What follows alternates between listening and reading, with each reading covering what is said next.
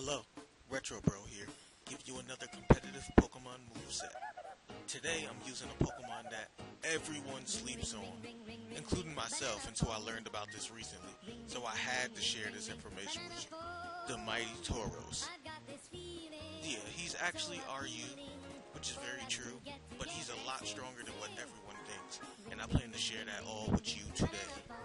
So, we look at Tauros here, and what really makes this Pokemon good is the ability Sheer Force. Now what Sheer Force does is, it does 1.3 times damage for any type of secondary effect a move would have. So what that means is, any move that would do something like, say, paralyze a person, possible poison, possible freeze, possible burn, is technically defined as a secondary effect. So any type of move that has something like that would be boosted by 1.3 times the power. So what you're going to want to do here with Tauros is, since its base attack only goes to about 328 when it's maxed out, is you're going to want to give it more power with the Choice Band.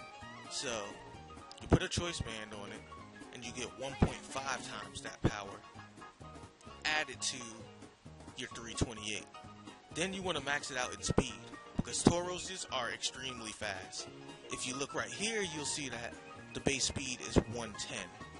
110 is faster than big threats in OU such as Mega Charizard X, which means that if you're not going against the Jolly variant, which is actually a common set, you would actually be faster than it.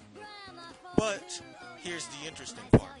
We all know Mega Charizard X actually Dragon Dance's first turn anyway, and since Tauros is RU and not very common to be used in OU, most people are going to disrespect you and just Dragon Dance in your face. So, if, or better yet, when that happens, all you simply do is do a Rock Slide, and it will OHKO the thing. Don't believe me? Let's look at my friendly friend, the Pokemon Calculator. Now, if you look here, it shows you that if a Mega Charizard X gets cheeky and does a Flare Blitz, it's obviously going to OHKO you. If it does a Dragon Claw, it won't even kill you in a single hit.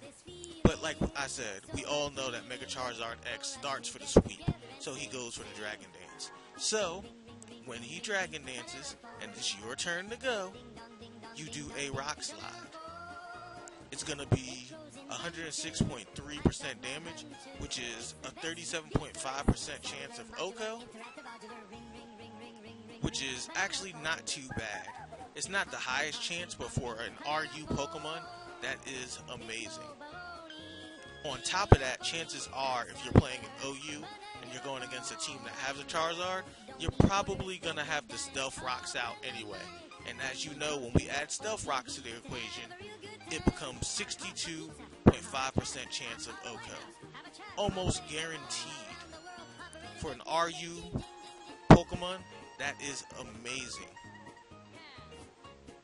So, when you use Tauros, you actually have the chance of outspeeding a lot of opponents in the OU tier.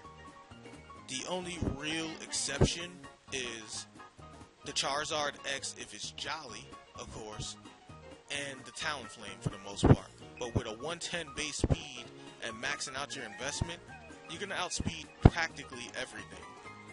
And again, because Tauros is RU and people don't commonly use it, people are going to disrespect it.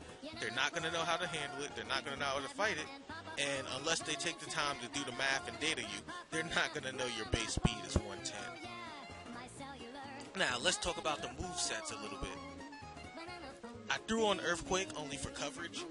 It won't get boosted by the Sheer Force, but I mean, having high attack Choice Banded with Earthquake, space power being 100, you really can't say no to that.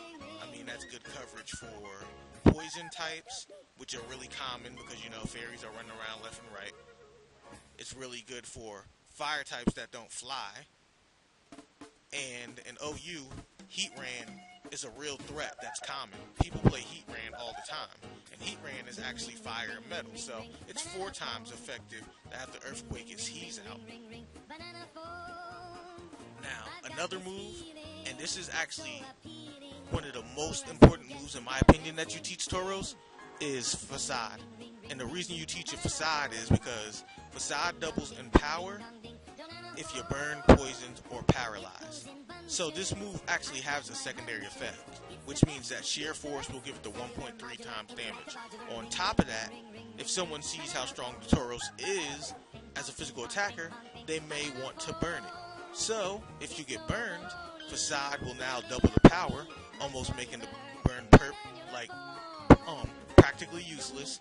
And then it's also a normal move, so now you get stabbed, and then your sheer force ability kicks in, all at the same time. So you getting burned becomes a triple combo. Your move of Facade may actually be stronger from being burned than it was if someone did not even touch you, which is practically amazing. Now, the next move that I like to use, you don't necessarily have to use this one, is the Iron Head. I go with Iron Head because, as you know, fairies run around left and right everywhere, in any tier you go in, and they're weak to it. And also, Iron Head has a 30% chance to flinch, which means that it has a secondary effect. So when you do Iron Head, again, you get the sheer force. And Rock Slide, like Facade, I would say is another move you must have on Tauros. Because if you're fighting flying types, for example, or say a Charizard, with your sheer force and some stealth rocks out, you're gonna OHKO things. So I've done a couple of matches the past couple of days that actually had Tauros in it, and you've probably seen his power. But I'll do a couple of more matches, incorporating him in the other teams, just to truly showcase how strong he is, so you guys get a better idea of what he can really do. But as of right now, I've been RetroBro, signing out.